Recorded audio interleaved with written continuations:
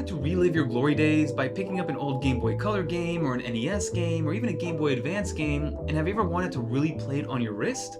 Most people would probably say no. They've never thought about playing a Game Boy Color game on their wrist. But it's 2025, which means things are becoming fun again by being able to actually play and fully emulate Game Boy Advance, Game Boy Color, NES, and a bunch of other old systems, and you can do it on your Apple Watch. And in this video, I'm going to show you guys how, because honestly, I didn't think I would want it, but I absolutely love it, and I use it a ton. Let's talk about it. Alright, so let's first start off with the application that you need, which is going to be right here. It's called ArcEmu, which is the watch emulator. Now, first and foremost, I will say that this is $1.99, but it's a one-time purchase, and to help out with indie developers, I think it's a no-brainer, and you can see 4.9 stars in the App Store. For the most part, is relatively unheard of. And then once you do have that downloaded, you're just going to open this up, and as you can see, I'm already in the middle of a game, but let's go back into the home screen to see what this all looks like. So again, this is very bare bones, this is very kind of retro style, you can see from the font and everything that's going on here. But you do have a cool little kind of RGB ArcEmu that's on there. And to walk you guys through what this all is, you have your settings on the top left right here, which lets you turn up and down the volume, set up vibration, and set up frame rate. You have your plus button right here, which is to import different, GBA files or GBC files that, again, that they're yours, and I'm not going to show you guys where to get them and things like that, but again, make sure that they are yours, I guess. And once you do that, I'm going to show you guys what it looks like to import. We'll press the plus button. So here I have a couple, so if I put this one in, this is Pokemon Blue version, it'll show up there, and that's the same way that I installed Pokemon Crystal version as well. You have your three dots here to walk you guys through what this looks like. So you have your delete, your rename, your transfer, your import save. You have some additional options here for the color, the palette, the D-pad direction, and then I'm going to show you guys what the gameplay looks like right now. So let's hop into Pokemon Crystal here to show you guys what it looks like. And then this is what the Game Boy emulator looks like. It's very bare bones, like I continue to say, but it has everything that you would need to kind of play for 5, 10, maybe even half an hour. And what I like about this is that you have all the settings right in front of you. So you just tap on this, and then you're able to move this around anywhere you want. So if I want to bring this here, I can put it there. If I want to put my A button all the way up here, I can do that. And then if I start moving stuff around randomly and then forget where stuff goes, I can just reset it all and then press a check mark. You can also change the opacity of them. If you want to go dark mode, you can do that. If you want to go a little bit lighter, you can do that as well. And then when you're done, you press a check mark. Next thing is going to be your menu. So again, this is all going to be based on icons and nothing else. This is going to be to have a save state. This is going to be to load your save state, and you can actually see from Apple Watch, which we'll touch on in a little bit. Then you also have your refresh, so to restart the game, your vibration motor on and off, volume up and down, lock on one button. You'll also have your fast forward up to 3x, and you can actually go slow-mo at 0.5x. And then you also have your lock rotation. You can change your D-pad to a 4 direction or an 8 direction. You have some additional settings here, which goes back to being able to kind of restructure the entire emulator. And then last but not least, you have your link. So you can actually do a wireless link. So if you want to trade your Pokemon or whatever the case may be, you can do that as well. But again, this is very self-explanatory, very easy to see. This is just a Pokemon Crystal game. We'll go through what this looks like. Okay, so now we are in our game, as you can see here, and the magic about this is not really the application itself, albeit you can play all the games that you would need to, but the magic is going to be in the Apple Watch. So this is my Apple Watch Ultra, and there's no real determinant. I think you just have to have the latest version of watchOS in terms of being able to run this, but if I go on here, I do have the Arc emulator already installed. So once you install it on your phone, it'll auto-install on here.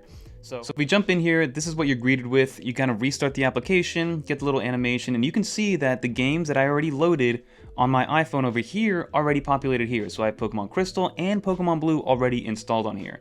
And then you might be thinking, all right, what's this going to look like? But let me show you guys a little bit of gameplay here. It's actually very funny how this works and how it's insane that it works on here.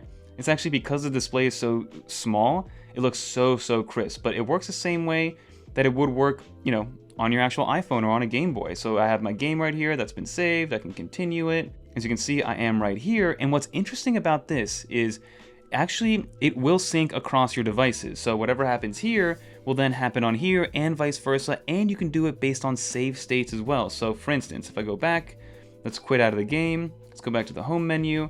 Let's pull up the iPhone right here. And let's say I want to do a little save state. So let's load this one. Are you sure you want to save the state of the game? You can see where I am based in the game, and then if I move this out of the way and go back to the Apple Watch, go on here, we can actually go press this back button to load a save state from iPhone, and then it'll load it, and then boom, we are exactly where we were before. So again, that's where I am on the iPhone, this is where I am on the Apple Watch, and that's not even the best part. The best part is just how it all works so easily. And again, we're dealing with the Apple Watch, so it has all the Apple Watch haptics, and it's very easy to use, very self-explanatory. And the way you navigate this, you have your select on the left, your start on the right, your A, B, you have your directional pad, and then you also have your menu here. So again, same menu as before. You can save a state, load one, refresh the game, turn on your vibration motor. You do have the volume rocker up and down. You also have the lock to button, you have the fast forward, and then you also have your digital crowns. No, so for instance, if I pull up the start menu, I can use my digital crown to move up and down on the menu, which is so cool. And you can customize it. So if I go back here, tap on the digital crown, you can see that the directions are changing. So that's now left and right. You can actually make it go A and B. So if I scroll up, it's A. If I scroll down, it's B. And then vice versa. You can also do select and start. Right, left triggers as well, and then back to up and down. I like to keep it up and down because that's just how it goes. But how insane is it that we were able to play the full version of Pokemon Crystal on here? And then also, if you want, you can have it as 2 different saves. So for instance, if I want to just have my own game here and another save state game there, I can actually link up between the two and trade Pokemon or play against each other or whatever the case may be. So again, very cool how they were able to do this.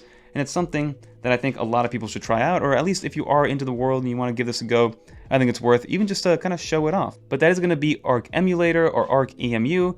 Highly recommend it. If you're just using Game Boy emulation, then maybe Delta Emulator is just a better overall emulator. But if you want to play on your wrist, I think this is awesome. So that will just about do it for this video, everybody. As you saw, Arc emulation allows you to really just play your nostalgic games. I love the retro feel to it, the retro vibe. But again, the biggest selling point here is the fact that you can play it on your Apple Watch, which is absolutely insane. And to think about being able to have such a small computer on your wrist that's capable of not only obviously playing and emulating these games, but so much more, really shows off how far we've come.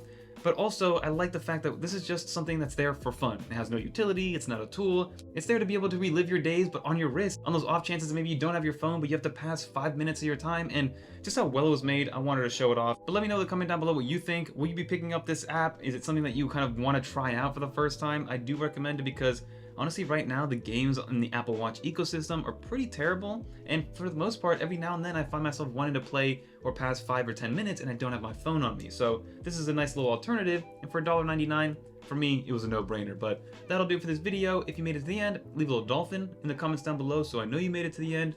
And if you want to watch more videos like this one, check out one of these videos right here. And until next time, I'm Fernando.